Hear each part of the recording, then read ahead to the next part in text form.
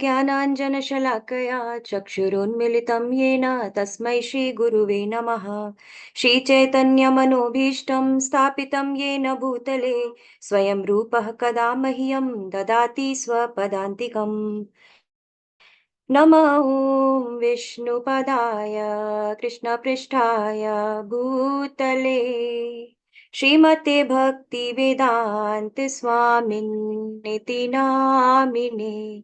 नमस्ते सरस्वती देवे गौरवाणी प्रचारिणे निर्विशेष शून्यवादी पाश्चात्य देशतारिणे। जय श्री कृष्णा चैतन्य प्रभु नित्यानंदा श्री अद्वैत गदाधर श्रीवासादि गौर भक्त वृंद। हरे कृष्णा कृष्णा कृष्णा हरे हरे, हरे रामा राम रामा हरे हरे। हरे कृष्णा कृष्णा कृष्णा हरे हरे, हरे रामा राम रामा हरे हरे। हरे कृष्णा, सभी को प्रणाम। तो भगवत गीता के 18 दिनों के सत्र में आप सबका पुनः एक बार स्वागत है। आज हमारा चौथा सत्र है और आज के हमारे अध्याय का नाम है ज्ञान योग।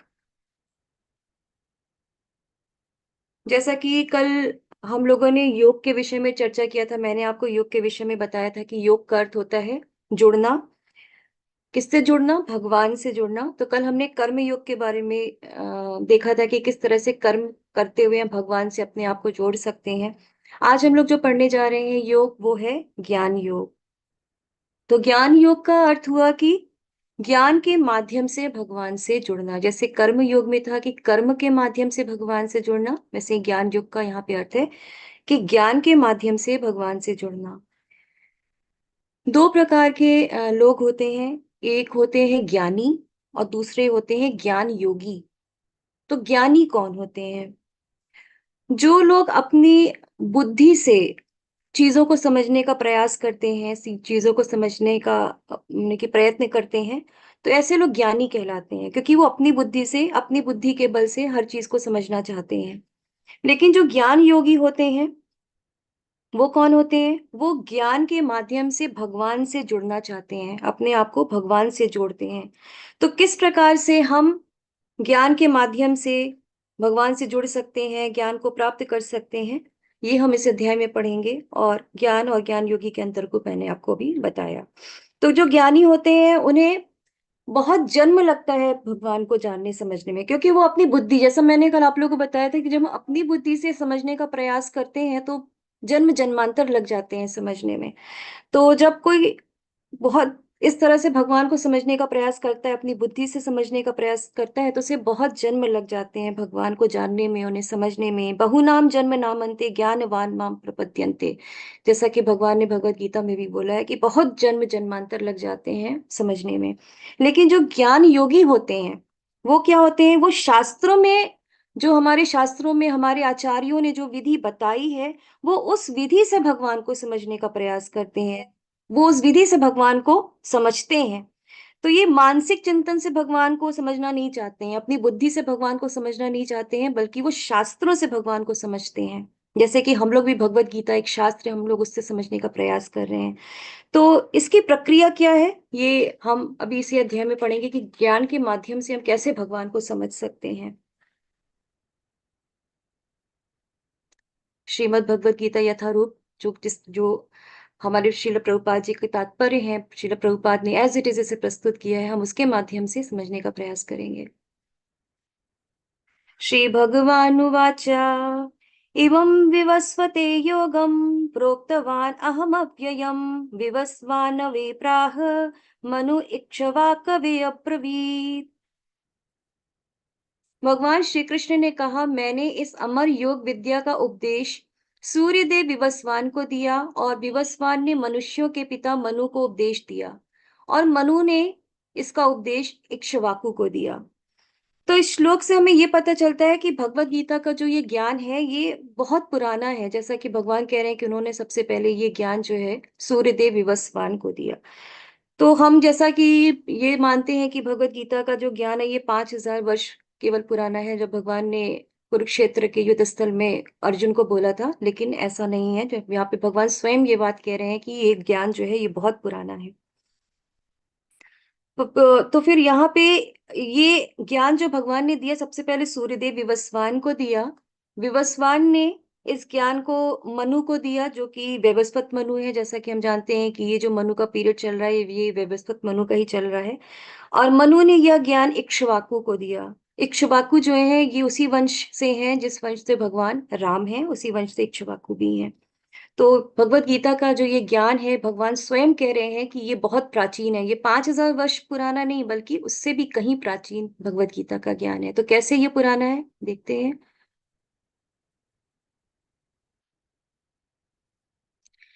एवं परंपरा प्राप्तम् इमं राजर्षयो विदुः सा कालनेह महता योगो नष्टः परन्तपा। इस प्रकार यह परम विज्ञान गुरु परंपरा द्वारा प्राप्त किया गया और राजर्षियों ने इसी विधि से इसे समझा, किंतु कालक्रम में यह परंपरा छिन्न हो गई, अतः यह विज्ञान यथारूप में लुप्त हो गया लगता है। तो ये भगवत गीता का ज्ञान, जैसा कि भगवान बता रहे हैं कि एवं परंपरा प्राप्तम, यानी कि ये परंपरा से आता है। हमें यह ज्ञान जो है ये हमें, भगवान कह रहे हैं कि परंपरा में आता है और हमें यह ज्ञान परंपरा से ही लेना भी चाहिए। लेकिन क्या होता है कि परंपरा जो है वो धीरे धीरे समय के साथ खत्म हो जब होने लगती है, तो ये ज्ञान जो भगवान ने दिया होता है ये भी नष्ट होने लगती है। तो इसमें क्या होता है, जब नष्ट होने लगता है तो जो ये भौतिकवादी लोग होते हैं ये इसमें अपनी तरफ से चीजों को जोड़ना शुरू कर देते हैं। तो आज जैसा कि हम देखते हैं कि भगवत गीता की बहुत सारी कॉपीज बाजार में हैं, उसके अलग अलग कि लोगों ने उसके तात्पर्यों को लिखा भी है, कमेंट्रीज भी हैं। पर ये परंपरा में जो किताबें नहीं हैं, वो किताबें हमें नहीं पढ़नी चाहिए। क्यों नहीं पढ़ना चाहिए? क्योंकि इसे पढ़ करके हमें अच्छा तो बहुत लगेगा, क्या कितना अच्छा लिखा है इन्होंने तात्पर्य, बहुत सुंदर तात्पर्य लिखा है, कितने अच्छे से समझाया है। पर ये जो वो बताते हैं इसे हम अपने दैनिक जीवन में कभी भी नहीं उतार सकते, क्योंकि प्रैक्टिकली वो चीजें पॉसिबल नहीं होती हैं। तो हमें भगवत गीता का ज्ञान जो है वो हमेशा परंपरा से ही लेना चाहिए और प्रामाणिक गुरु से लेना चाहिए। क्यों? क्योंकि परंपरा जो होती है वो उद्देश्य और शिक्षाओं का हमेशा संरक्षण करती है, कंजर्वेशन जिसे कहते हैं, कंजर्व करती है। परंपरा शिक्षाओं को आत्मसात कर ज्ञान को आगे बढ़ाने में मदद भी करती है। तो ये जो परंपरा होती है ये परंपरा कॉपी पेस्ट वाली होती है, यानी कि जो गुरु ने हमको दिया हमने उसी को कॉपी किया और उसी को फिर पेस्ट कर दिया।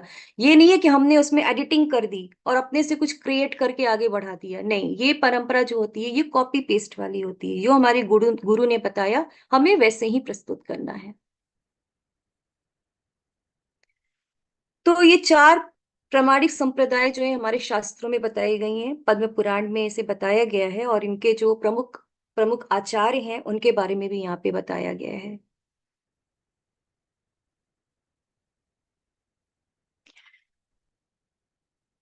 तो हमें भगवत गीता का ज्ञान जो है इन्हीं चार परंपराओं से लेना चाहिए, ज्ञान इन्हीं चार परंपराओं से हमें भगवत गीता का ज्ञान ग्रहण करना चाहिए। तो हमें सबसे पहले ये जानना है कि गुरु की हमें आवश्यकता क्यों है, हमें गुरु क्यों चाहिए। तो मनुष्य के इंद्रियों में, शास्त्रों में बताया गया है कि चार प्रकार के दोष पाए जाते हैं, जो कि शुद्ध ज्ञान लेने से हमें हमेशा रोकता रहता है। पहला जो दोष होता है वो है गलती करना। हम ना चाहते हुए भी हमसे बहुत सारी गलतियां होती रहती हैं। दूसरा है धोखा खाना, हम धोखा खाते ही रहते हैं। तीसरा है हमारी इंद्रियां जो हैं वो अपूर्ण हैं। किस तरह से अपूर्ण है ये भी हम जानते हैं, जैसे कि हमने साइंस में पढ़ा है कि हमारे सुनने की क्षमता होती है, हम कुछ निश्चित डेसिबल में ही चीजों को सुन पाते हैं, उससे कम अगर हो तो भी नहीं सुन सकते, उससे ज्यादा हो तो भी नहीं सुन सकते हैं। तो हमारे सुनने की जो इंद्रियां हैं हम ये भी कह सकते हैं कि ये अपूर्ण है। उसी तरह से देखने के भी हमारे कुछ रेंजेस होते हैं, हम बहुत पास की चीजें नहीं देख पाते हैं साफ, और बहुत दूर की भी चीजें साफ नहीं देख पाते हैं। तो हमारे देखने की भी जो इंद्रियां हैं ये भी क्या है, ये अपूर्ण है। तो ये बताया गया है कि हमारी जो इंद्रियां हैं वो क्या है, अपूर्ण है। और चौथा है धोखा देना, कि हमारी प्रवृत्ति है, मनुष्य की प्रवृत्ति है हमेशा धोखा देना, चीट करना दूसरों को। तो ये चार दोषों के कारण हम कभी भी शुद्ध ज्ञान नहीं ले पाते हैं। पर जो हमारे शास्त्र हैं वो भगवान की वाणी होती है। शास्त्र, भगवान, वेद, जो भी है ये भगवान द्वारा बताया गया है, भगवान की वाणी है। इवन भगवत गीता भी जो हम पढ़ रहे हैं ये भी भगवान की वाणी है जो हम पढ़ रहे हैं। भगवान ने स्वयं अर्जुन को बोला है कुरुक्षेत्र के युद्ध स्थल में, और भगवान अभी बता भी रहे हैं कि मैंने सबसे पहले सूर्य देव को बताया। तो इसीलिए शास्त्रों में जो है ये चार दोष जो मनुष्य में पाए जाते हैं, ये चार दोष जो है ये शास्त्रों में नहीं है। तो यह साक्षात जो है भगवान की वाणी है, इसीलिए इसमें कोई भी दोष नहीं पाया जाता। तो वेदों में जो बोला गया है वो सत्य है। जैसे कि वेदों में जैसे कहा जाता है कि गंगा जी का जो पानी होता है ये बहुत शुद्ध होता है। हम सभी मानते हैं कि गंगा जल जो है बहुत ही पवित्र है। लोग गंगा जल को लेकर के आते हैं, अलग अलग तीर्थ स्थलों पे अपने घरों में रखते हैं, सालों रखते हैं, लेकिन कभी भी गंगा जल में कोई भी खराबी नहीं आती है। ये हम सब जानते हैं, ऐसा हमारे शास्त्रों में भी लिखा गया है। और विज्ञान ने भी इस चीज को प्रूव किया है, ये रिसर्च भी हुआ है इस चीज पे, और ये पाया गया है कि हाँ गंगा जल जो है कभी खराब नहीं होता है, वो नॉर्मल पानी जैसा नहीं होता है। तो वेदों का जो ये ज्ञान है ये पूर्ण है, और हमें इस पे श्रद्धा भी होनी चाहिए। हमारे शास्त्रों में जो बताया गया है भगवान की वाणी है ये, और हमें इस पे श्रद्धा होनी ही चाहिए। तो गुरु क्या करता है, हम जानना चाहते हैं ना कि हमें गुरु की आवश्यकता क्यों है। तो गुरु क्या करता है फिर। तो गुरु क्या करता है, वो वेदों का जो ये ज्ञान है जो परंपरा से आ रहा है उसको एज इट इज हमें देता है। वो हमें यथारूप में ज्ञान देता है, उसमें जैसा वेदों में बताया गया है वो हमको वैसा ही बताता है। उसमें कोई भी क्रिएशन नहीं करता, कोई भी अपनी तरफ से टीका टिप्पणी नहीं करता, एज इट इज वैसे ही प्रस्तुत करता है, कॉपी एंड पेस्ट। तो भगवत गीता यथारूप जो है, इसीलिए प्रभुपाद ने भी भगवत गीता का जो नाम दिया वो यथारूप दिया, एज इट इज दिया, क्योंकि उन्होंने उसे वैसे ही प्रस्तुत किया है जैसा उन्होंने अपने आचार्यों से, अपने गुरुजनों से सुना है। तो ये जो आप अभी स्क्रीन पे देख रहे हैं ये चार संप्रदाय हैं जो पद्म पुराण में बताए गए हैं। तो ये जो जितने भी ये परंपरा है वो भगवान कृष्ण से ही शुरू होती है, क्योंकि भगवान कृष्ण ही सबसे पहले जिन्होंने ये दिव्य ज्ञान दिया और वहां से परंपरा शुरू हुई। तो पहले जो हम देख रहे हैं वो है ब्रह्मा जी को भगवान ने सबसे पहले जो ये ज्ञान दिया, तो इससे ब्रह्म संप्रदाय आया, और इसके जो प्रमुख आचार्य हैं वो है माधवाचार्य। तो श्रीला प्रभुपाद जो है ये इसी संप्रदाय से हैं, इसी परंपरा में हम लोग आते हैं। दूसरा संप्रदाय जो है वो श्री संप्रदाय है, और जो इसके आचार्य हैं वो रामानुजाचार्य जी हैं। तीसरा जो संप्रदाय है वो शिव जी को जो ज्ञान मिला उससे आया, इसे जो है रुद्र संप्रदाय बोला जाता है। और इसके जो प्रमुख आचार्य हैं वो हैं विष्णु स्वामी। चौथा संप्रदाय जो आप देख रहे हैं ये कुमार संप्रदाय है, और ये चार कुमारों से आया है। और इनको जो ज्ञान प्राप्त हुआ उसी से ये संप्रदाय आगे बढ़ा, और इसके जो प्रमुख आचार्य हैं वो निम्बार्काचार्य जी हैं। और इसीलिए इस ये जो संप्रदाय है इसे निम्बार्क संप्रदाय भी बोला जाता है। तो इन चार संप्रदाय से ही हमें शास्त्रों का ज्ञान लेना चाहिए, क्योंकि ये प्रामाणिक जो है ये संप्रदाय होते हैं। पर कैसे आप मेरे समकालीन हैं, अर्जुन कह रहे हैं भगवान से। ये आप कैसे कह सकते हैं कि आपने सबसे पहले सूर्यदेव विवस्वान को ये ज्ञान दिया।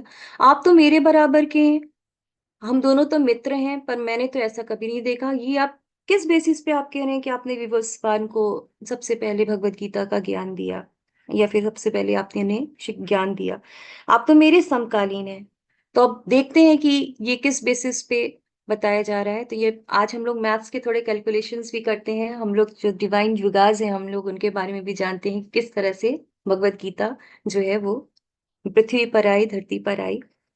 तो समय की इकाई जैसा कि आप यहाँ पे ये चार्ट देख रहे हैं, तो उसमें राइट साइड के कॉर्नर में देखिए यहाँ पे लिखा हुआ है कलियुगा, और इसमें लिखा हुआ है 4,32,000 वर्ष, 4,32,000 ईयर्स। तो इसे हम लोग एक सिंगल इकाई एक्स मान लेते हैं। इसे सिंगल इकाई हम क्या मान लेते हैं, x मान लेते हैं। अब हम लोग कैलकुलेशन अपनी स्टार्ट करते हैं। तो कलयुग की आयु जो बताई गई है वो 4,32,000 वर्ष बताई गई है। द्वापर का जो आयु होता है वो कलयुग से दुगना होता है, 2 टाइम्स होता है। तो इसे हम 2x मान सकते हैं, मान सकते हैं, बिल्कुल मान सकते हैं। त्रेता जो होता है ये कलयुग का तिगुना होता है, 3 गुना होता है। तो अगर ये x है तो हम त्रेता को 3x मान सकते हैं। और जो सतयुग होता है वो कलयुग का 4 गुना होता है। तो अगर कलयुग x है तो हम सतयुग को क्या मान सकते हैं, 4x मान सकते हैं। तो अगर हम इन चारों को जोड़ें तो 4x plus 3x plus 2x plus x total कितना हो गया, आप लोग मुझे चैट बॉक्स में बताइए कि कितने x हुए।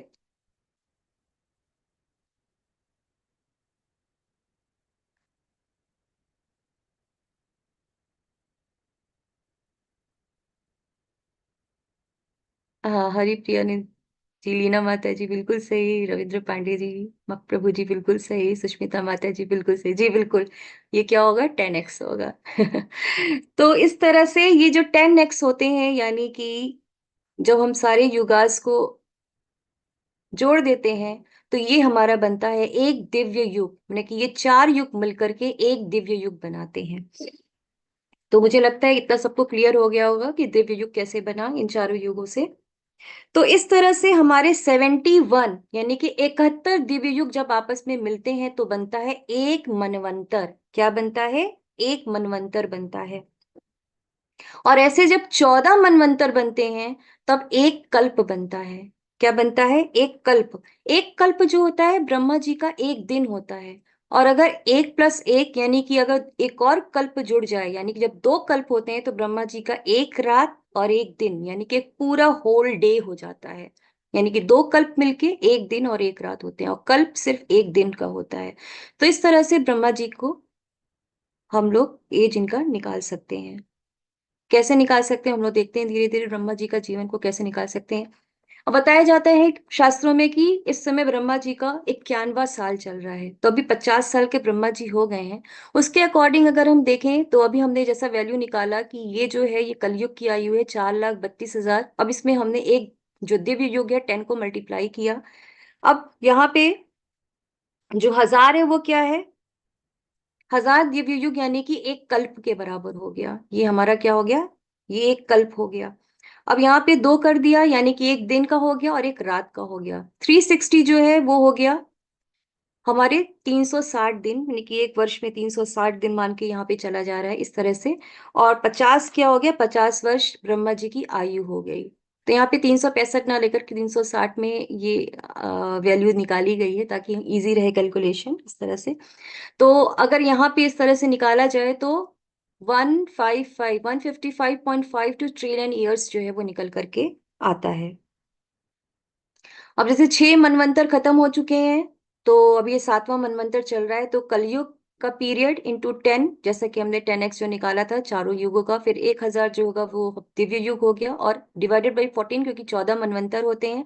और जब इस तरह से 6 से फिर मल्टीप्लाई कर दिया जाता है तो जो 6 मनवंतर का समय हमारा पूरा हो चुका है वो है 1851.4285 मिलियन ईयर्स। फिर 4 युगों के 27 चक्र पूरे हो चुके हैं, ये 28वां चक्र हमारा इस समय चल रहा है। तो इस तरह से अगर हम देखें तो 4,32,000 इंटू 10 यानी कि हमारा जो हो गया एक दिव्य युग हो गया, इंटू 27 यानी कि 27 चक्र जो पूरे हो चुके हैं।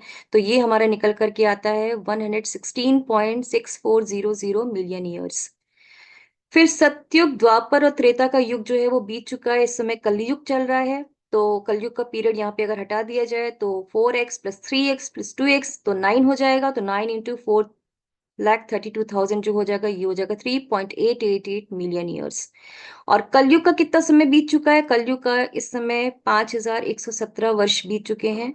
और इस तरह से अगर हम निकालें तो ब्रह्मा जी को जो जीवन है वो कितना निकल करके आता है, 155.522 ट्रिलियन ईयर्स जो है वो अभी ब्रह्मा जी का जीवन जो है वो बीत चुका है। और मनु के जीवन को अगर हम कैलकुलेट करें तो क्या बताया जा रहा है कि 4 युगों के 27 चक्र होते हैं। तो यहाँ पे 10x वाली जो वैल्यू है वो हमने ले ली कलयुग के साथ और 27 से मल्टीप्लाई कर दिया तो आ गया 116.6400 मिलियन ईयर्स। फिर सतयुग द्वापर त्रेता का पीरियड जो बीत चुका है, तो इसमें 9 का मल्टीप्लाई कर दिया तो इसमें आ गया 3.888 मिलियन ईयर्स। और उसके बाद कलयुग में जो समय बीत चुका है वो 5117 ईयर्स बीत चुके हैं। और इस तरह से देखा जाए तो मनु का जो जीवन है वो कितना निकल करके आता है, 120.5331 मिलियन ईयर्स। तो यह स्वीकार करते हुए कि मनु के जन्म से पहले गीता का ज्ञान भगवान ने उनके शिष्य सूर्य देवता विवस्वान को दिया था। तो गीता को 1200 लाख साल पहले विवस्वान को दिया गया था। तो ये कैलकुलेशन से पता चलता है कि भगवान ने भगवत गीता का ज्ञान सबसे पहले विवस्वान को कब दिया था, 1200 लाख वर्ष पहले दिया था। और गीता धरती पे कब आई? त्रेता युग की शुरुआत में भगवान ने इस विज्ञान को विवस्वान ने मनु तक पहुंचाया। मनु मानव जाति के पिता होने के नाते इसे अपने पुत्र महाराज इक्ष्वाकु को दिया, जो इस पृथ्वी ग्रह के राजा थे और रघु वंश के पूर्वज थे, जिसमें भगवान रामचंद्र प्रकट हुए थे। इसीलिए भगवत गीता मानव समाज में इक्ष्वाकु के समय में अस्तित्व में आया। यानी कि पृथ्वी पर कब आया?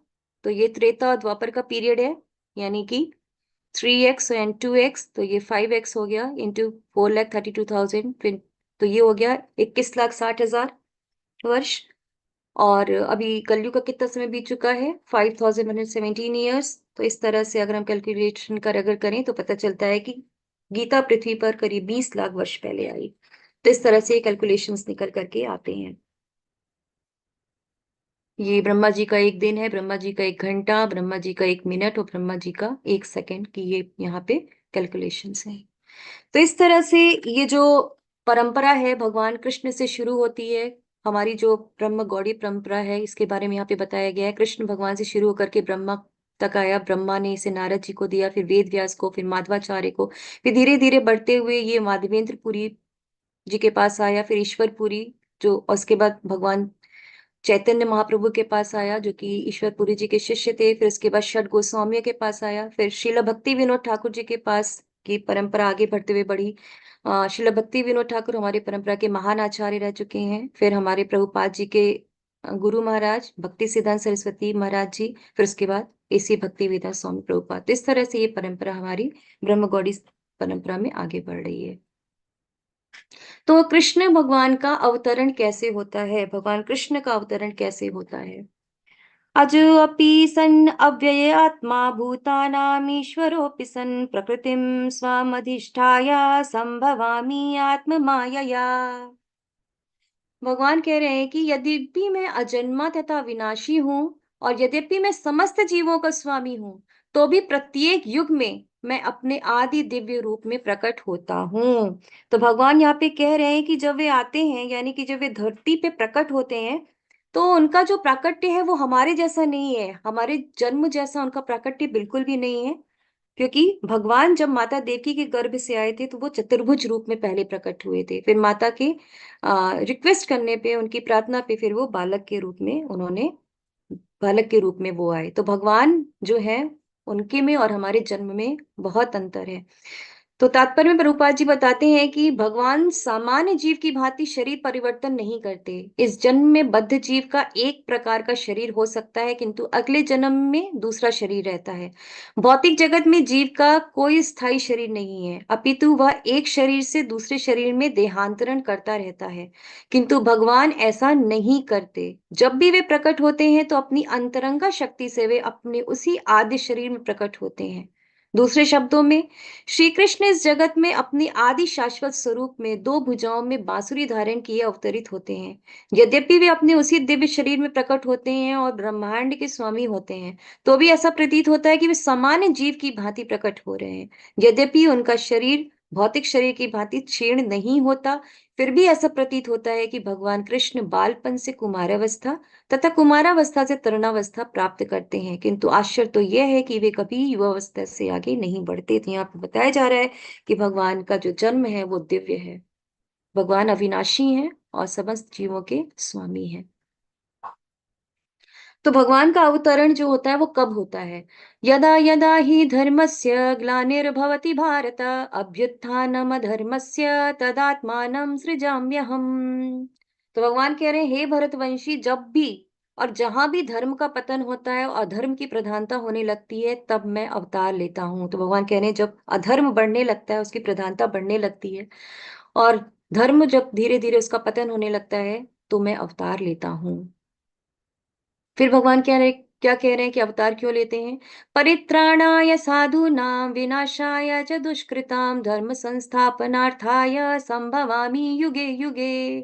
अब भगवान कह रहे हैं कि मैं भक्तों का उद्धार करने, दुष्टों का विनाश करने तथा धर्म की फिर से स्थापना करने के लिए मैं हर युग में प्रकट होता हूँ। तो भगवान यहाँ पर अब के आने का क्या उद्देश्य है, वो अब बता रहे हैं। तो भगवान के धरती पे आने के यहाँ पे 3 उद्देश्य बताए गए हैं, जो भगवान स्वयं बता रहे हैं। भगवान बता रहे हैं कि पहला कारण धरती पे आने का है कि भक्तों का उद्धार करना, परित्राणाय साधु नाम, यानी कि भक्तों को आनंद देने के लिए भगवान आते हैं। दूसरा है दुष्टों का विनाश करने के लिए, और तीसरा है धर्म की स्थापना करने के लिए। लेकिन इन सब में भगवान ने सबसे पहले जो बोला है वही सबसे प्रमुख है, वो है भक्तों का उद्धार करने, यानी कि भक्तों को आनंद प्रदान करने के लिए। अगर दुष्टों का विनाश करना है तो भगवान अब ये कार्य तो अपने किसी भक्त से भी करा सकते हैं, किसी अन्य से भी करा सकते हैं, लेकिन भक्तों को आनंद देने के लिए तो भगवान को स्वयं आना ही पड़ता है, क्योंकि अन्य कोई वो आनंद नहीं प्रदान कर सकता है जो आनंद भगवान प्रदान करते हैं भक्तों को। इसीलिए ये सबसे प्रमुख कारण भगवान ने बोला, जो उन्होंने सबसे पहले बोला। तो कृष्ण को जानने का क्या लाभ है? जन्म कर्म च मे दिव्यम् एवं यो वेति तत्वतः त्यक्त्वा देहं पुनर्जन्म नैति मामेति सो अर्जुना। तो भगवान कह रहे हैं कि हे अर्जुन, जो मेरे आविर्भाव तथा कर्मों की दिव्य प्रकृति को जानता है, वह इस शरीर को छोड़ने पर इस भौतिक संसार में पुनः जन्म नहीं लेता, अपितु मेरे सनातन धाम को प्राप्त होता है। तो भगवान की जो जन्म और कर्म यहाँ पे बताया जा रहा है, दोनों ही दिव्य होते हैं। जैसा कि हम जानते हैं कि भगवान जब द्वारका में थे तो उनकी 16,108 रानियां थी, और वो एक ही समय में 16,108 महलों में अपनी प्रत्येक रानी के साथ एक ही समय पर रहते थे। तो भगवान के जो कार्यकलाप है वो साधारण मनुष्य जैसे नहीं है, उनके जो कार्यकलाप है वो दिव्य हैं।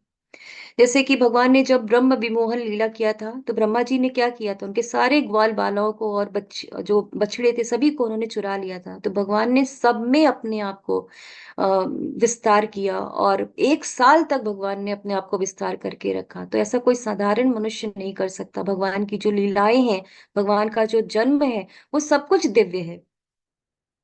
तो इस तरह से हमने देखा था कि ब्रह्मा जी और इंद्र भी धोखा खा जाते हैं, और वो भी भ्रमित हो जाते हैं भगवान की इस तरह की लीलाओं को देख करके। तो भगवान के जन्म और कर्म की जो लीलाएं हैं वो साधारण नहीं होती हैं। जो इनको जान लेता है वही भक्ति करेगा, और वही भगवान के धाम को प्राप्त होगा। जैसे भगवान स्वयं कह रहे हैं कि वही मेरे सनातन धाम धाम को प्राप्त होता है। तो इस तरह दिव्य ज्ञान से हम जो होते हैं वो शुद्ध बनते हैं, और जो ये भय है, क्रोध है, काम है, इन सब से हमें मुक्ति मिलती है, और भगवान की प्रेम की प्राप्ति होती है, और फिर हमें भगवत धाम भी प्राप्त होता है। ये बिल्कुल वैसे ही है जैसे मान लीजिए कोई जेल है, और वहां पे कोई जब प्रधानमंत्री आता है, तो बहुत सालों से जो कैदी वहां पे कैद है, तो वो सोचता है कि ये नया कोई कैदी आया हुआ है, लेकिन ऐसा नहीं होता। जो प्रधानमंत्री होते हैं वो अपराधी नहीं होते हैं, बल्कि वो जेल का निरीक्षण करने के लिए उस समय आए हुए रहते हैं। और अगर उन्हें ऐसा पता चलता है कि कोई कैदी है और उसमें उसके कर्म अच्छे हैं, उसका व्यवहार अच्छा है, तो क्या करते हैं, वो उसकी सजा को कम भी करवा सकते हैं। उनमें इतनी पावर होती है कि वो उसकी सजा को कम भी करवा सकते हैं। तो इस तरह से भगवान आते हैं साधुओं को अ, तारने के लिए, उनको आनंद प्रदान करने के लिए भगवान इस धरा पे आते हैं। उनके जन्म और कर्म को दोनों ही दिव्य बताया गया है। तो यहाँ पे बताया जा रहा है कि कृष्ण और हमारे बीच में क्या अंतर है। ये तो सभी जानते हैं कि हमारे में और भगवान में बहुत अंतर है। हमारी तो भगवान से कोई कंपैरिजन ही नहीं है, पर यहाँ पे जो तत्व बताया जा रहा है वो हम जानते हैं। भगवान जो होते हैं वो आध्यात्मिक तत्व से बने होते हैं, यानी कि वो सच्चित आनंद, सच्चिदानंद होते हैं। लेकिन हमारा जो स्वरूप होता है वो भौतिक शरीर से बना होता है। हम सब भौतिक रूपी शरीर के बने हुए हैं। भगवान के शरीर और आत्मा में कोई अंतर नहीं होता है। और भगवान जब प्रकट होते हैं तो उनके उनके ऊपर कर्म का कभी कोई प्रभाव नहीं पड़ता है। लेकिन हमें क्या होता है, हमें अपने कर्मों के अनुसार जो है वो शरीर मिलता रहता है। 84 लाख योनियों में हम घूमते रहते हैं, जन्म, मृत्यु, जरा, व्याधि में फँसे हुए हैं। और जिस तरह के हम कर्म करते हैं वैसे ही हमें कपड़ा पहना दिया जाता है। आत्मा तो हमारी शाश्वत है, लेकिन क्या करते हैं हम, अलग-अलग ऐसे कर्म कर बैठते हैं कि हमें हर बार एक नया चोला पहनने को मिल जाता है और उसी में घूमते रहते हैं। भगवान क्या है? भगवान माया को नियंत्रित करते हैं। भगवान माया के कंट्रोलर हैं, लेकिन हम कौन है? हम माया के कंट्रोल में हैं। तो जीव तो भगवान का अंश है, उस भगवान का शाश्वत दास है। हम भगवान के शाश्वत दास हैं। जीवेरा स्वरूप होए कृष्ण नित्य दास, ऐसा बताया जाता है कि हम कृष्ण के क्या हैं? नित्य दास हैं। अगर हम कृष्ण की दासता नहीं करेंगे तो हमें माया की दासता करनी पड़ेगी। तो अच्छा यही है कि हम भगवान के दास बन जाएं।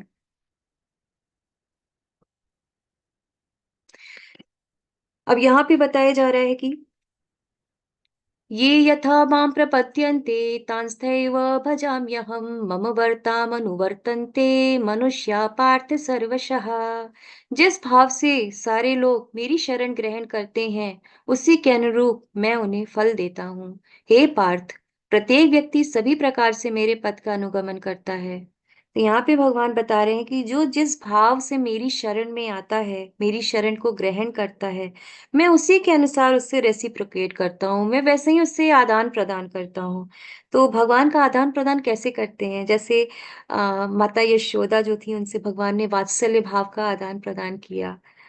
हनुमान जी से भगवान ने दास्य भाव में आदान-प्रदान किया। अर्जुन जो भगवान के इतने अच्छे सखा थे, प्रिय मित्र थे कि भगवान उनके सारथी तक बन गए थे, तो भगवान उनके साथ साख्य रस से जुड़े हुए थे। गोपियों के साथ भगवान जो हैं, वो माधुर्य रस से जुड़े हुए थे। लेकिन इसी के विपरीत जो नास्तिक होते हैं, जो भगवान को नहीं मानते हैं, तो भगवान उनके लिए मृत्यु बन कर के आते हैं। और उनका सब कुछ हर लेते हैं। जैसे कि श्रीमद् भागवतम में अभी भगवान की जब 10वां स्कंद में आता है भगवान की लीलाओं के विषय में, तो वहाँ पे बताया जाता है कि जब भगवान मथुरा पहुँचते हैं और कंस के दरबार में पहुँचते हैं, जब मल्ल युद्ध होने वाला था, तो वहाँ पे बहुत लोग एकत्रित थे देखने के लिए। तो कंस सबकी मृत्यु के ठीक पहले की बात है। तो जितने भी उस सभा में जितने भी वरिष्ठ थे नागरिक, वो सभी भगवान को वात्सल्य भाव से देख रहे थे, उनको बालक के रूप में देख रहे थे। जो ग्वाल-बाल वहाँ एकत्रित थे, वो सभी भगवान को सखा के रूप में देख रहे थे। जितनी भी युवतियाँ थी वहाँ पे वो भगवान को अपने प्रेमी के रूप में देख रही थी। लेकिन जो कंस था, वो भगवान को मृत्यु के रूप में देख रहा था, उनको यमराज के रूप में देख रहा था। तो जैसे हमारे भाव रहते हैं, भगवान वैसे ही रेसिप्रोकेट भी करते हैं। तो तात्पर्य में प्रभुपाद बताते हैं, कोई एक भक्त कृष्ण को परम स्वामी के रूप में चाह सकता है, दूसरा अपने सखा के रूप में, तीसरा अपने पुत्र के रूप में और चौथा अपने प्रेमी के रूप में। कृष्ण सभी भक्तों को समान रूप से अपने प्रेम की प्रगाढ़ता के अनुसार फल प्रदान करते हैं। तो इस संसार में मनुष्य सकाम कर्मों में सिद्धि चाहता है, फलस्वरूप वे देवताओं की पूजा करते हैं। निसंदेह संसार में मनुष्यों को सकाम कर्म का फल शीघ्र प्राप्त होता है। तो यहाँ पे बताया जा रहा है कि कुछ लोग जो हैं वो भगवान की शरण में नहीं जाते हैं और अलग-अलग देवताओं की शरण में चले जाते हैं। अलग-अलग देवताओं के पास जाते हैं अपने सकाम सिद्धि के लिए, अपने इंद्रिय तृप्ति के लिए। तो वो देवताओं के पास जाते हैं और देवताओं से जो उनको फल मिलता है, धीरे-धीरे वो उससे ही आसक्त होने लगते हैं और भूल जाते हैं भगवान को। लेकिन भगवान के पास फिर वो नहीं जाते, वो इन्हीं देवताओं के पास जाकर के अपनी इंद्रिय तृप्ति की चीज़ें माँगते रहते हैं और उसी में फँसे रहते हैं। जैसे हिरण्यकशिपु जो था, उसने ब्रह्मा जी से अमरता का जब वरदान माँगा, तो ब्रह्मा जी ने भी हाथ खड़े कर दिए थे। उन्होंने भी बोला कि मैं खुद अमर नहीं हूँ, तो मैं तुम्हें इसका वरदान भी नहीं दे सकता हूँ। जैसा अभी हमने पीछे पढ़ा कि ब्रह्मा जी की भी आयु जो है वो 100 वर्ष है। हालाँकि उनके समय के और हमारे समय के में बहुत डिफ़रेंस है। तो ब्रह्मा जी भी अमर नहीं है। तो उसने क्या कहा, उसने मृत्यु से बचने के लिए उसने कहा कि मुझे ऐसी मृत्यु कि मुझ मैं ना अस्त्र से मरूँ, ना शस्त्र से मरूँ, ना मैं घर के अंदर मरूँ, ना मैं बाहर मरूँ, ना मैं आकाश में मरूँ, ना मैं धरती पे मरूँ। इस तरह से उन्होंने उसने ऐसे-ऐसे कंडीशंस लगा दिए थे, जिससे उसकी मृत्यु ना हो। तो ब्रह्मा जी ने उसको ये वरदान तो दे दिया, लेकिन बाद में क्या हुआ, भगवान ने इस तरह से तरकीब निकाली कि उसकी मृत्यु हो ही गई, उसे नष्ट होना ही पड़ा। तो जो लोग भगवान की शरण में नहीं जाते हैं तो उन्हें भगवान की शरण में जाना चाहिए। देवी देवता हमें वो नहीं दे सकते जो भगवान हमें दे सकते हैं, क्योंकि वो भी बंधे हुए हैं, लेकिन भगवान में कोई बंधन नहीं है। अब यहाँ पे भगवान बता रहे हैं कि चातुर्वर्ण्यम मया सृष्टम गुण कर्म विभागशः तस्य कर्तारमपि मां विद्य कर्तारम अव्ययम। प्रकृति के तीनों गुणों और उनसे संबद्ध कर्म के अनुसार मेरे द्वारा मानव जीवन के चार विभाग रचे गए हैं। यद्यपि मैं इस व्यवस्था का सृष्टा हूं, किंतु तुम यही जान लो कि मैं इतने पर भी अव्यय करता हूँ। तो यहाँ पे चार वर्ण के बारे में बताया जा रहा है, ब्राह्मण, क्षत्रिय, वैश्य और शूद्र। तो भगवान कह रहे हैं कि ये मैंने गुण और कर्म के आधार पे बनाया है। यानी कि जो लोग सत्वगुण में हैं वे ब्राह्मण होते हैं, जो लोग रजोगुण में होते हैं वे क्षत्रिय होते हैं, जो रजो और तमोगुण के मिश्रित भाव में होते हैं वो लोग वैश्य होते हैं, और जो तमोगुण में होते हैं वो शूद्र होते हैं। तो ये जो विभाग भगवान ने किया है चातुर्वर्ण का, ये गुण और कर्म के अनुसार है, ये जन्म के अनुसार नहीं है। तो हम इनमें से किसी भी गुण में हो करके कर्म की जा सकते हैं। अगर सतोगुण में हम पहुंच जाएं तो हम ब्राह्मण हो सकते हैं, लेकिन अगर हमारे गुण ऐसे हो जाएं जो तमोगुण के हैं तो फिर हम शूद्र हो सकते हैं। हालांकि ऐसा बताते हैं कि कलयुग में हम सभी क्या हैं, शूद्र ही हैं। तो भगवान कह रहे हैं कि मैं इन सबसे ऊपर हूं, लेकिन भगवान जो है वो इस विभाग में नहीं आते। तो उसी प्रकार से जो भगवान के जो भक्त होते हैं, जो परम वैष्णव होते हैं, वो भी इनसे ऊपर उठ जाते हैं, और उनके ऊपर इन चारों गुणों का कोई प्रभाव नहीं होता है, वो इन सब से ऊपर उठ जाते हैं।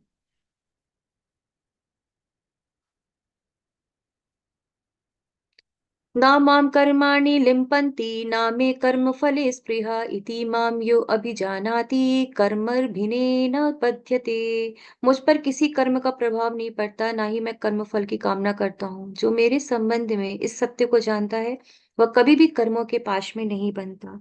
तो भगवान फिर से वही बात कह रहे हैं कि मैं कर्म से प्रभावित नहीं होता हूँ, जो कर्म है वो मुझसे, मैं उससे बंधता नहीं हूँ, और मेरे में कर्म का कभी कोई प्रभाव नहीं पड़ेगा। इस बात को भगवान कह रहे हैं कि जो भी जान लेता है वो कर्म बंधन से मुक्त हो जाता है। यानी कि जो भक्त होते हैं वो इस बात को जान लेते हैं, इसीलिए वो इन सबसे ऊपर उठ जाते हैं और मुक्त हो जाते हैं, कर्म बंधनों से मुक्त हो जाते हैं। तो प्राचीन काल में समस्त मुक्त आत्माओं ने मेरी दिव्य प्रकृति को जान करके ही कर्म किया था। तुम्हें चाहिए कि उनके पद चिन्हों का अनुसरण करते हुए अपने कर्तव्य का पालन करो। तो जो महात्मा लोग होते हैं, हमने कल भी पढ़ा था कि हमें महात्मा लोग जो होते हैं उनका अनुसरण करना चाहिए। तो भगवान कह रहे हैं अर्जुन तुम भी ऐसा करो, जैसा हमने कल के श्लोक में भी पढ़ा था कि यत आचरति श्रेष्ठा, कि हमें श्रेष्ठ मनुष्यों का ही आचरण करना चाहिए, उसी तरह से हमें उनका अनुसरण करना चाहिए। तो तात्पर्य में प्रभुपाद कहते हैं कि मनुष्य की दो श्रेणियां हैं, कुछ के मनों में दूषित विचार भरे रहते हैं और कुछ भौतिक दृष्टि से स्वतंत्र होते हैं। कृष्ण भावनामृत इन दोनों श्रेणियों के व्यक्तियों के लिए समान रूप से लाभप्रद है। जिनके मनों में दूषित विचार भरे हैं उन्हें चाहिए कि भक्ति के अनुष्ठानों का पालन करते हुए क्रमिक शुद्धिकरण के लिए कृष्ण भावनामृत को ग्रहण करें। तो यहाँ पे बता रहे हैं कि जिनके मन में दूषित है, जो जिनका मन दूषित भरा हुआ है, ऐसे विचारों से भरा हुआ है, उन्हें कृष्ण भावनामृत को ग्रहण करना चाहिए। ऐसा करने से क्या होगा, धीरे धीरे उनमें शुद्धि होगी। और जिनके मन पहले से ही ऐसी अशुद्धियों से स्वच्छ हो चुके हैं, वे उसी कृष्ण भावनामृत में अग्रसर होते रहें, जिससे अन्य लोग उनके आदर्श कार्यों का अनुसरण कर सकें और लाभ उठा सकें। और यहाँ पे प्रभुपाद कह रहे हैं कि जो लोग इसमें अग्रसर हैं, जो लोग कृष्ण भावनामृत में हैं, वो दूसरों के लिए क्या करें, आदर्श बने, ताकि लोग उनका अनुसरण कर सकें।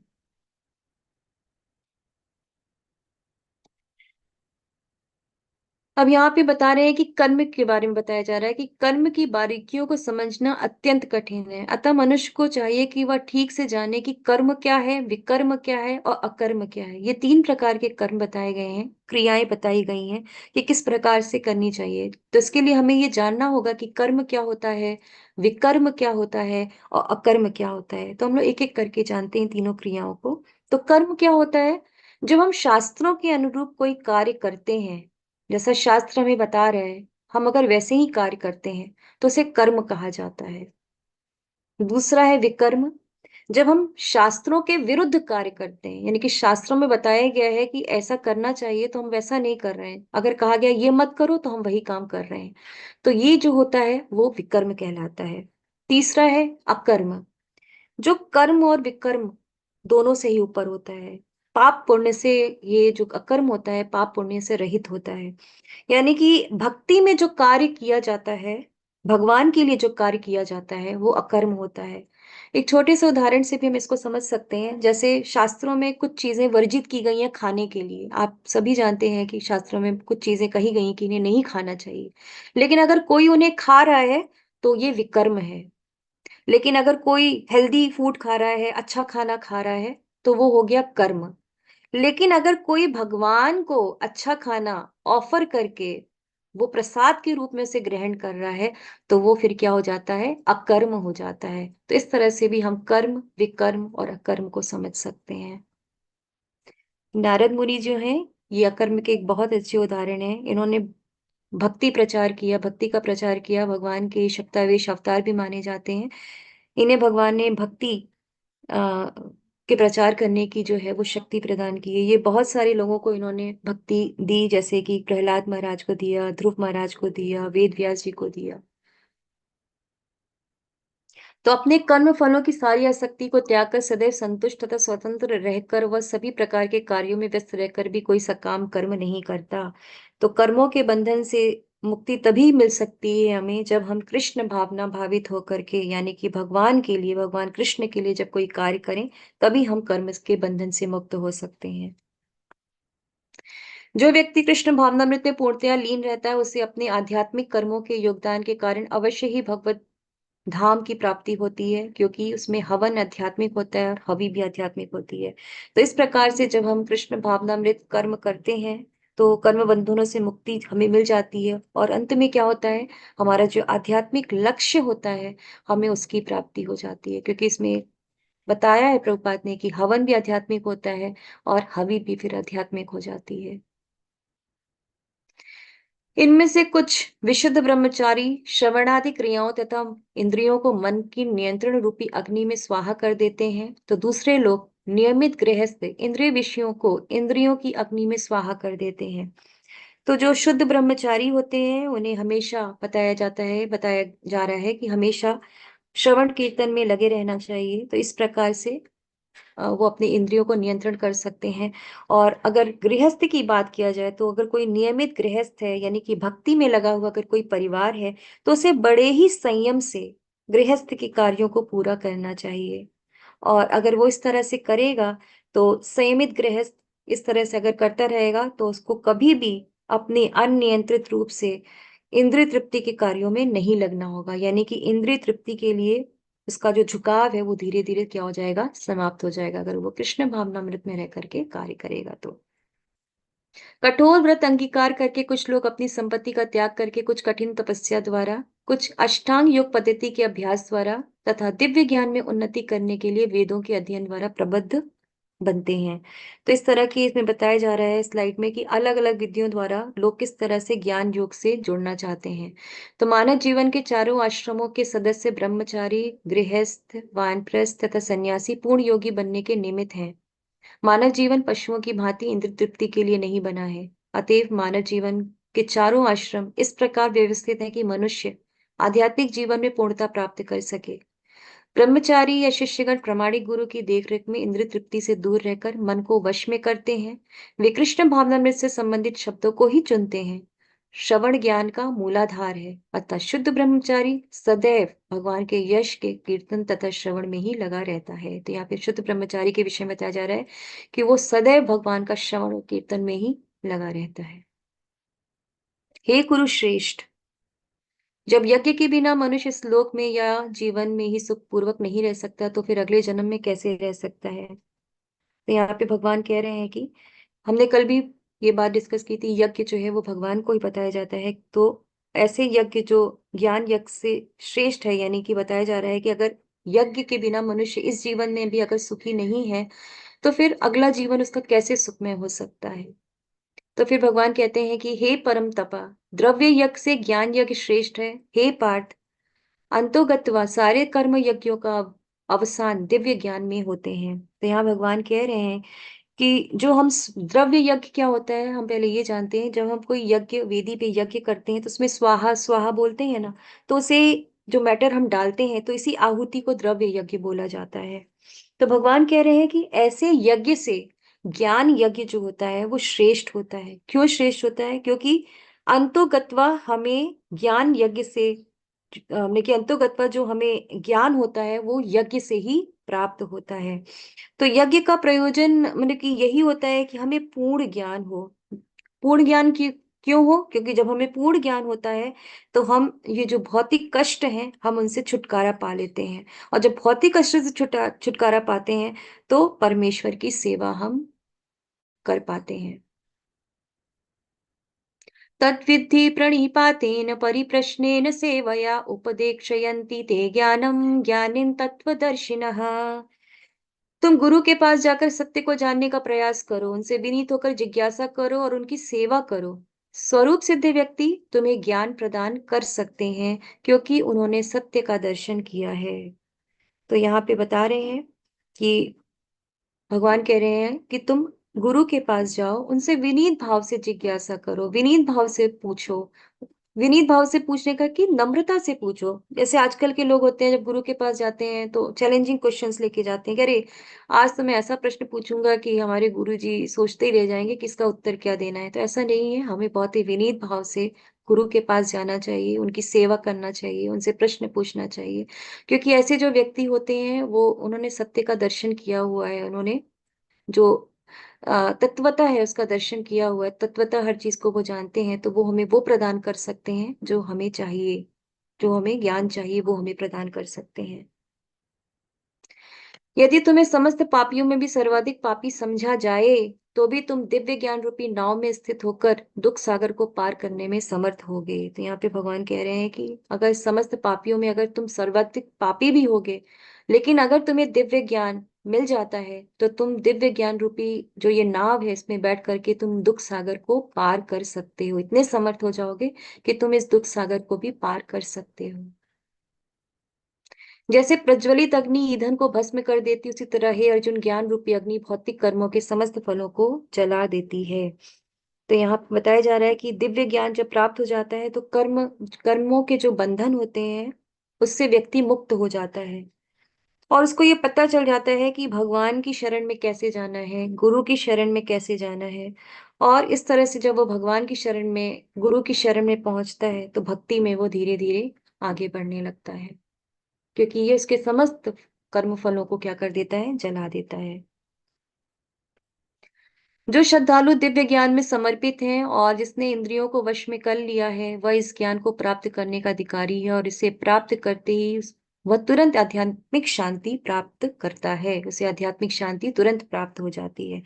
तो संसारी ज्ञान कभी भी हमें शांति नहीं दे सकता। हमने देखा है ऐसे बहुत सारे केसेस होते हैं कि बच्चे इतने अच्छे अच्छे कॉलेजेस में पढ़ते हैं लेकिन उनको शांति नहीं मिल पाती, जिसकी वजह से वो ऐसा कदम उठा लेते हैं जो उन्हें नहीं करना चाहिए। तो संसारी ज्ञान से हमें कभी भी जो शांति है वो कभी नहीं मिल पाती है।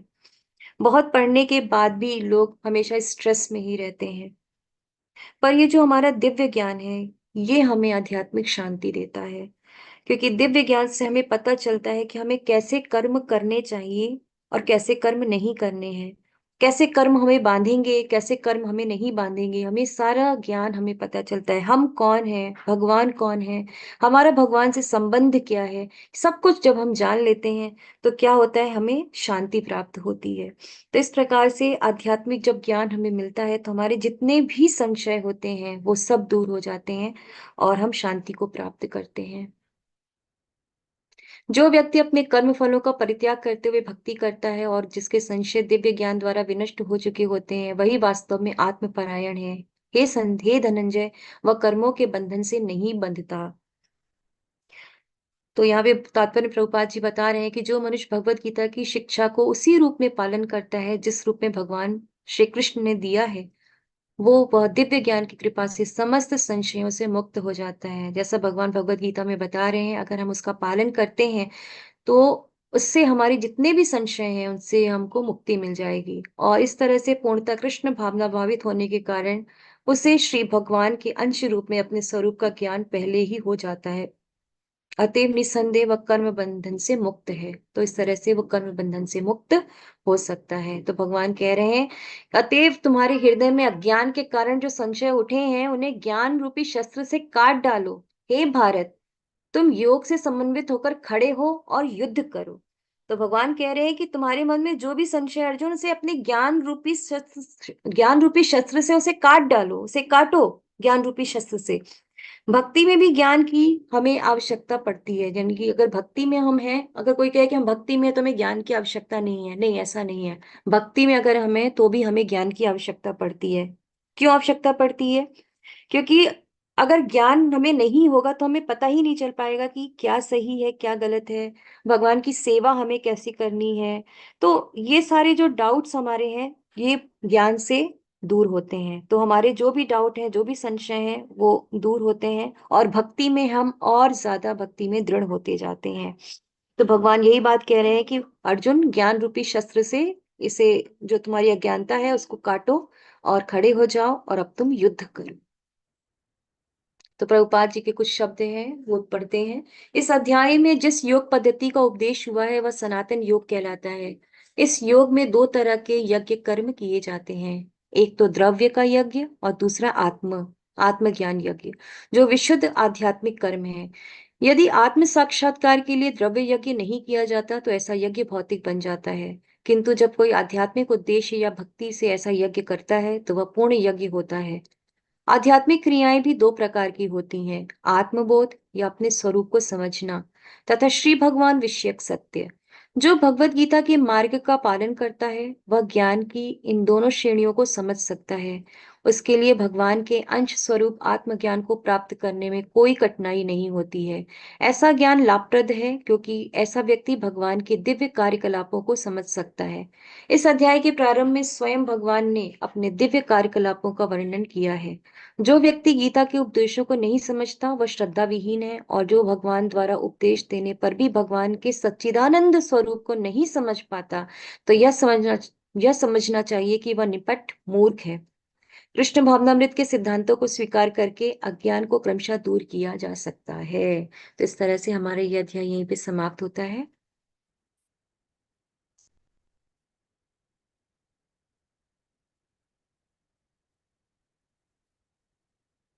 हरे कृष्णा सभी को। जी हरे कृष्ण माता जी। अगर आप किसी में से माता जी, किसी जी किसी माता जी प्रभु जी का कोई प्रश्न है तो हैंड रेज कर सकते हैं अपने। जी हरे कृष्ण इंदु माता जी। हरे कृष्णा माता जी, दंडवत प्रणाम। प्रणाम माता जी, हरे कृष्ण। माता जी, मेरा प्रश्न गुरु को लेके है। मतलब हाँ। जैसे मैं इस समय दीक्षित नहीं हूँ, और मैं मतलब प्रामाणिक गुरु के स्तर पे प्रभुपाद जी को ही देखती हूँ। मतलब उन्हीं के बुक्स रीड कर रही हूँ, इस्कॉन से भी जुड़ी हूँ। डिवोशनल सर्विस जैसे कि बताया जाता है कि सेवा करनी है, घर में भी डीटीज की सेवा है, और टेम्पल में भी जाती हूँ, उन्हीं के ट्रांसलेशन पढ़ती हूँ। अभी जैसे ये कोर्स कर रही हूँ, और भी एक आध कोर्सेज में मैंने रजिस्टर किया हुआ है, और भागवतम भी श्रवण करती हूँ, स्वाध्याय भी करती हूँ। मतलब ऐसा नहीं है कि मैं कहीं और किसी से जुड़ी हुई हूँ, मैं इस्कॉन का ही जो है वो फॉलो कर रही हूँ। लेकिन मुझे ना माता जी बार बार ये प्रश्न उठता है मन में, और मुझे पता भी नहीं है कि मैं ये प्रश्न पूछ रही हूँ तो गलत है या सही है, लेकिन फिर भी मैं पूछना चाहती हूँ। तो ये जो प्रोसेस रहता है, जो दीक्षा लेना, तो माता जी क्या बहुत इम्पोर्टेंट है? मतलब अगर हम नहीं लिए तो ऐसा है कि हमें शुद्ध भक्ति प्राप्त नहीं हो सकती? मतलब अगर हम गुरु के रूप में प्रभुपाद जी को ही देखें, और बाकी जो है उन सबको हम शिक्षा मेंटर कंसिडर करें, जैसे आप अभी गीता के बारे में बता रही हैं तो आप भी मेरी शिक्षा मेंटर हो गई, या मैं कहीं से भी ज्ञान ले रही हूँ तो मैं उन सभी को एज ए शिक्षा मेंटर देखती हूँ। तो और जो जैसे दीक्षा के उसमें होता है कि हमको एक मंत्र दिया जाता है, लेकिन मैं तो हमेशा यही पढ़ रही हूँ, सुन रही हूँ कि महामंत्र से बड़ा कोई मंत्र नहीं है, और शायद दीक्षा में भी वही इम्पोर्टेंट रखता है, वही देते हैं गुरु। तो वो तो हम कर ही रहे हैं। और हमें जैसे बोला जाता है कि नहीं, हमको गुरु की आवश्यकता है, क्योंकि वो हमारे कार्यों को नोटिस करते हैं कि हम सब कर रहे हैं नहीं कर रहे हैं, हमारी प्रगति हो रही है कि नहीं। तो वो तो हमको शिक्षा गुरुओं से अटैच रह के भी हो सकती है। तो कृपया करके माता जी इसका थोड़ा सा एक्सप्लेनेशन दे सकते हैं क्या, क्योंकि मेरे मन में ये बार बार सवाल उठता है। और मैंने एक आध जगह ये सवाल पूछा भी है, तो सभी लोग मुझे एक ही सेंटेंस बोल के चुप करवा देते हैं कि नहीं माता जी, लिविंग गुरु चाहिए ही चाहिए। हाँ जी माता जी, वो बिल्कुल सही बोलते हैं, लिविंग गुरु हमें चाहिए। क्योंकि जो गुरु होता है हमें उसके इंस्ट्रक्शंस को फॉलो करना होता है, और जब गुरु लिविंग है तभी तो वो हमें इंस्ट्रक्शंस दे सकता है ना, तभी तो वो हमें बता सकता है कि हमें क्या सेवा करनी है ना। तो सेवा तो हमें करनी है, तो उसके लिए हमें इंस्ट्रक्शंस चाहिए। तो इंस्ट्रक्शन हमें कौन देगा? हमें हमारे गुरु देंगे जो लिविंग होंगे। इसीलिए गुरु जो होता है वो हमें मंत्र देता है, हमें आध्यात्मिक नाम देता है, और हमें एक परंपरा से जोड़ता है। इसीलिए लिविंग गुरु का होना आवश्यक है। माता जी अब लेकिन प्रभुपाद तो हमारे आचार्य हैं, उन्हें तो हमें मानना ही है। उन्हें बिना उनके तो हम लोग कुछ सोच ही नहीं सकते हैं आगे के बारे में। लेकिन हमें लिविंग गुरु भी चाहिए ताकि हम उनके इंस्ट्रक्शंस को फॉलो कर सकें, हमें उनसे मंत्र मिले, और हमें उनसे आध्यात्मिक नाम मिले, और हमें वो परंपरा से अपने जोड़े। माता जी मतलब मैं इसके अगेंस्ट नहीं हूँ, लेकिन मेरे कुछ पर्सनल ऐसे है तो एनवायरनमेंट, तो मुझे ऐसा लगता है कि शायद मैं उस प्रोसेस तक ना पहुंच पाऊँ। लेकिन जो जैसा प्रभुपाद जी ने बताया वो सब मैं फॉलो कर रही हूँ। हाँ तो मैं सभी को एज अ मेंटर करके कंसिडर करती हूँ। तो मेरा सिर्फ प्रश्न यही है कि अगर मैं लाइफ टाइम भी ऐसे करती रही तो ऐसा है क्या मुझे मतलब शुद्ध भक्ति, भगवान की भक्ति या भगवान का ज्ञान या मुझे प्राप्त हो ही नहीं सकता है? नहीं नहीं, बिल्कुल आप जैसा भक्ति कर रहे हैं आप उसे करते रहिए। लेकिन जब हम परंपरा में जुड़ते हैं तो जैसे एक स्टेप, जैसे मान लीजिए कि आपने कॉलेज में एडमिशन नहीं लिया है और आप उस कॉलेज में जा रहे हैं केवल क्लास अटेंड करने के लिए ना। तो पढ़ाई तो आप कर रहे हो, फिर भी आप तो कॉलेज जा रहे हो, आप क्लास में भी बैठ रहे हो, आप वो सारी चीजें पढ़ रहे हो जो आपको क्लास में टीचर जो सभी बच्चों को पढ़ा रहे हैं वो आप ही पढ़ रहे हो ना। लेकिन आपका एडमिशन तो नहीं हुआ है ना वहाँ पे ना। आपका नाम जब रिजल्ट आएगा, आपको एग्जाम में तो नहीं बैठने दिया जाएगा, आपका आपके नाम से कोई रिजल्ट भी नहीं होगा, कोई भी अनाउंसमेंट होगा तो उसमें आपका नाम नहीं होगा ना। आप तो ले रहे हो भगवान, वहां पे भी जाके आप शिक्षा ले रहे हो, सारे सब्जेक्ट्स अच्छे से पढ़ रहे हो, आपको सब कुछ आता है ना। तो आप मेरी बात समझ रहे होगे शायद, जो मैं बताना चाह रही हूँ। अगर प्रभुपाद को आप मानते हो तो प्रभुपाद भी इस बात को बोलते हैं कि परंपरा से जुड़ना चाहिए, तभी हम जो है वो भक्ति में आगे बढ़ सकते हैं।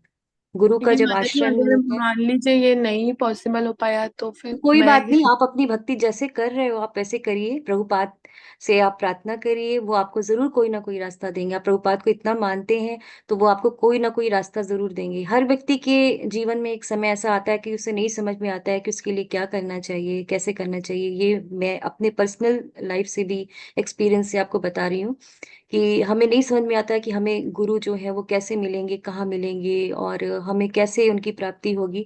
लेकिन जब भी आप मंदिर जाइए, प्रभुपाद के सामने खड़े होइए, उनसे प्रार्थना करिए कि प्रभुपाद आपको मैं अपना गुरु अभी मान रही हूँ, आप मुझे मेरा गुरु प्रदान कीजिए, आप मुझे बताइए कि मेरे लिए क्या सही है, मुझे कैसे करना है। क्योंकि मैं अपनी जो बुद्धि है उससे मैं नहीं समझ सकती हूँ कि मेरे लिए क्या सही है क्या गलत है। आपसे मैं प्रार्थना कर रही हूँ कि आप मुझे सही दिशा निर्देश करिए, आप मुझे दिशा दिखाइए। तो प्रभुपाद जरूर आपकी प्रार्थना को सुनेंगे, और आप जरूर कोई ना कोई रास्ता देंगे, और खुद ब खुद आपके लिए वो रास्ते बनते चले जाएंगे। आपको अपनी तरफ से कोई प्रयास नहीं करना पड़ेगा। ये मैं अपने पर्सनल एक्सपीरियंस से आपको बता रही हूँ कि मेरी दीक्षा के ठीक पहले ऐसे ही मेरे साथ भी कुछ था, लेकिन अपने आप ही सारे रास्ते बनते चले गए। मेरा अपनी तरफ से कोई भी प्रयास नहीं था और सब कुछ होता चला गया। तो इसीलिए आप प्रभुपाद पे विश्वास करिए, उनसे प्रार्थना करिए, सब कुछ हो जाएगा। आप जैसे कर रहे हैं भक्ति आप करते रहिए, आप भगवान का नाम जप करते रहिए, सब कुछ हो जाएगा जीवन में। कभी कभी माता जी मुझे मेरा दुर्भाग्य लगता है कि मैं प्रभुपाद नहीं, जी। ऐसा कुछ नहीं है। जो जो व्यक्ति भगवान का नाम जपता है उसका कभी भी दुर्भाग्य नहीं हो सकता, ये याद रखिएगा। क्योंकि भगवान की कृपा तो हो चुकी है ना आपके ऊपर, तभी तो आप भगवान का नाम जप रहे हैं, आपके जीवा में भगवान है इसीलिए तो है, क्योंकि आपके ऊपर भगवान की कृपा है। तो कैसे दुर्भाग्य हो सकता है, ये बात कभी मत सोचिएगा। जी माता जी, थैंक यू, धन्यवाद माता जी। हरे हरे कृष्ण। कृष्ण। हरे कृष्ण माता जी। हरे कृष्ण ज्योति माता जी। हरे कृष्ण माता जी, दंड प्रणाम। हरे कृष्ण माता जी, दंडवत माता प्रणाम। जी, हाँ, अभी जिस तरह से माता जी ने पूछा, उसी से रिलेटेड मुझे मेरा क्वेश्चन है कि भाई माता जैसे जी, आपकी आवाज ना बहुत कम आ रही है, थोड़ा सा हाँ, वॉल्यूम हरे ऊपर। कृष्णा। हाँ, अभी जिस तरह से माता जी ने पूछा, उसी से कनेक्टेड मेरा सवाल है, रिलेटेड मतलब कि है ना, मुझे भी तो मुझे पता है मुझे कौन से गुरु से दीक्षा लेनी है। पर प्रॉब्लम क्या है, मेरे गुरु महाराज दूसरे शहर में रहते हैं और मैं दूसरे शहर में रहती हूँ। तो मतलब पर्सनल जैसे बोलते हैं ना, हम हमारी बात जो भी हमारी पर्सनल प्रॉब्लम होती है या जो भी है, हम हमारे गुरु महाराज से बताएँगे तो वो मतलब हमको क्या सॉर्ट आउट करने में हेल्प करेंगे और हमारे लिए क्या अच्छा है, क्या है, वो बोलेंगे। मगर वो अलग शहर, हम अलग शहर। और जैसे हमारे गुरु महाराज की यात्राएँ होती है, तो बस हम सिर्फ़ 1 2-3 मिनट के लिए मिल सकते हैं, बस उतना ही। लेकिन हम अपनी पर्सनल प्रॉब्लम कुछ बता नहीं सकते हैं। तो फिर हमारा कनेक्शन गुरु महाराज से कैसे होगा? माता जी, हम भगवान को मानते हैं ना? हाँ, हम भगवान से क्या मिल पाते हैं? हाँ, नहीं मिल पाते हैं। तो उनसे हमारा कनेक्शन कौन करवाता है? हमारे गुरु करवाते हैं ना। हाँ, उसी तरह से जो गुरु होते हैं वो भगवान का प्रतिनिधित्व करते हैं, तो जरूरी नहीं कि हम हमेशा उनके संपर्क में आए।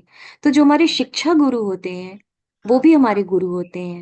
हुँ, उनके साथ हम चीजों को शेयर कर सकते हैं, अपनी बातों को शेयर कर सकते हैं, क्योंकि वो भी हुँ, हमारे गुरु महाराज जो हैं उनका प्रतिनिधित्व कर रहे हैं। तो अगर इस हुँ, तरह से अगर कोई प्रॉब्लम है, कोई बात आपको शेयर करनी है जो आप हुँ, गुरु महाराज से करना चाहते हैं, तो आप अपने शिक्षा गुरु से भी कर सकते हैं। हुँ, हुँ, हुँ, हुँ, हुँ, हुँ। तो ऐसा कोई ना कोई माध्यम आपको जरूर मिल जाएगा अगर आप देखें, क्योंकि किसी ना किसी शिक्षा गुरु के माध्यम से ही आप जुड़े होंगे ना माता जी। कोई ना हाँ। कोई शिक्षा गुरु होगा आपके जीवन में, तो आप उससे भी शेयर कर सकते हैं। हुँ, हुँ, हुँ, हुँ। जो मेरे शिक्षा गुरु है माता जी, वो दूसरे गुरु महाराज के डिसाइपल्स है एक्चुअली।